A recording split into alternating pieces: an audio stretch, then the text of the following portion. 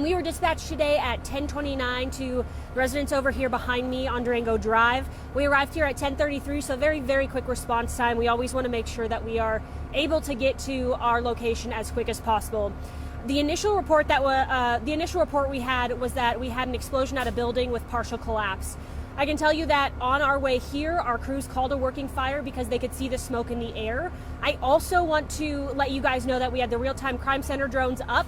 They were able to give us a live look at that fire before we got on scene here. So that was incredibly helpful to us to see kind of what we were up against, what the building structure looked like, what we needed to do in terms of placing our apparatus. It's always pretty strategic for us to place our apparatus on scene. So to have that overhead look from the real-time crime center was vitally helpful for us. We could also obviously see that smoke in the air, so we called a working fire early. That just gets our resources to the fire a lot quicker.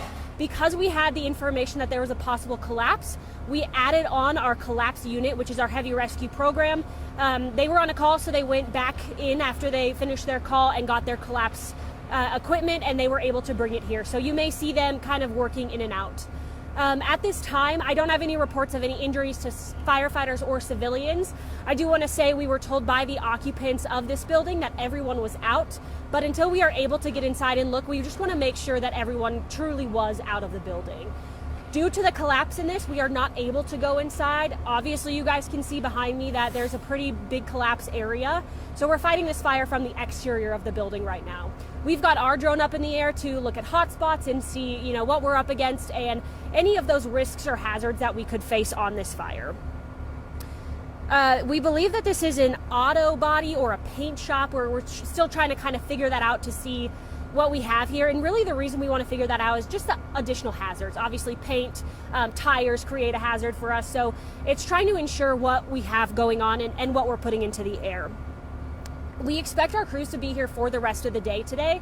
This is a pretty big scene, and when the fire is out, what we'll do is let the investigators take over, see if they can get their investigation finished up, and then we'll go inside and do what we call overhaul, which is just basically going in and taking everything out and sifting through it, making sure that there's no fire buried underneath anything, and then of course looking for any occupants that we were told were maybe not inside that may have been inside. I do have about 40 CSFD personnel on scene here. Additional crews, obviously this was a pretty significant fire, so those crews will continue to be out here throughout the day.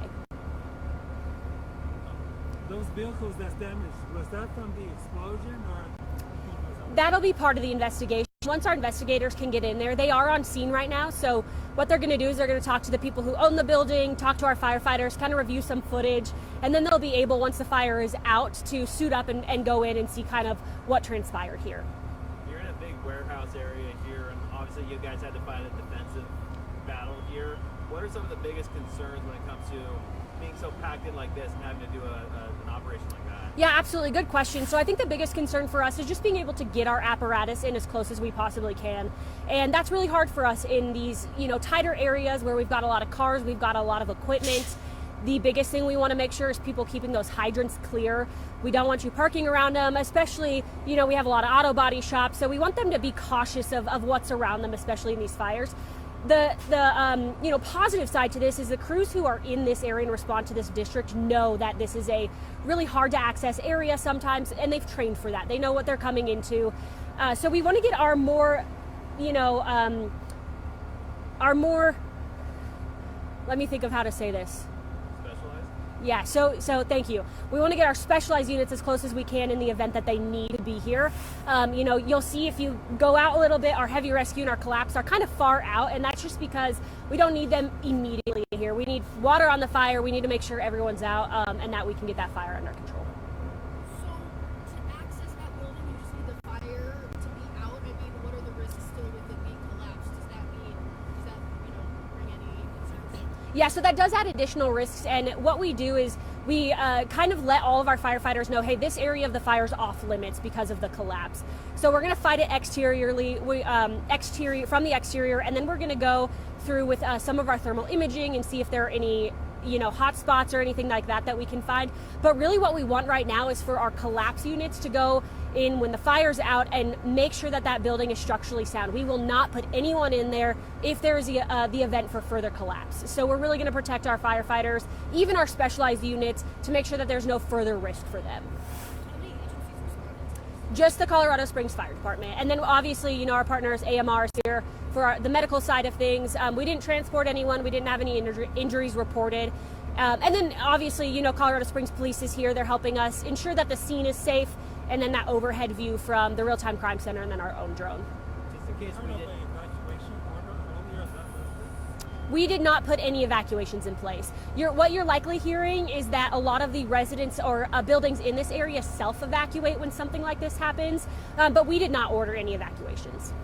Did this get called as a 2-alarm, 3-alarm, or did it stay as a 1-alarm? Right now we're at a single alarm. We didn't officially call a second alarm, but with the resources here, obviously, we've got a lot of resources, and it almost equates to that second alarm. Is this for sure being investigated as an explosion? And also, were any other businesses affected?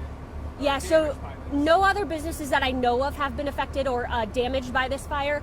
I don't know if it's going to be investigated as an explosion. That was just the first reporting information that we got. So when the investigators get in, they'll be able to determine if it was an explosion, if it was a fire that caused some sort of explosion within the building. So that's under investigation for right now. Anything else? Can you kind of talk about, you talked about a lot of paint and chemicals in Sure. there. Had a lot of extra, I guess, hazmat situations for firefighters and people around. Sure. So what's really important for us is to ensure that our firefighters are on their SCBAs, their self-contained breathing apparatus. We want their lungs to be, clear and safe when they're very, very close to those hazards and that smoke, and that's exactly what they're doing. Additionally, what they'll do is they'll go and completely, strip their gear, and they'll take their gear off, they'll put it into a bag, and they'll take it to Station 18, which is our uniform, our PPE station, so they'll go get complete new gear to keep themselves protected. But of course, we always want to make sure that the air around us isn't hazardous, that we're not putting any hazardous chemicals into the air. And because we're outside, a lot of that will kind of just dissipate or off gas, and then we'll be okay. But that's something we're constantly measuring to see if we do need to put evacuations into place, or we need to evacuate certain buildings in the area, or put out an air quality alert. Those are things that we're going to constantly be measuring, and it just didn't rise to that level today, so we're okay right now.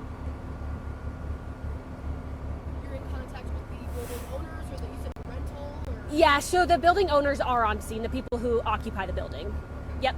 and they rent it? Or? I'm not entirely sure.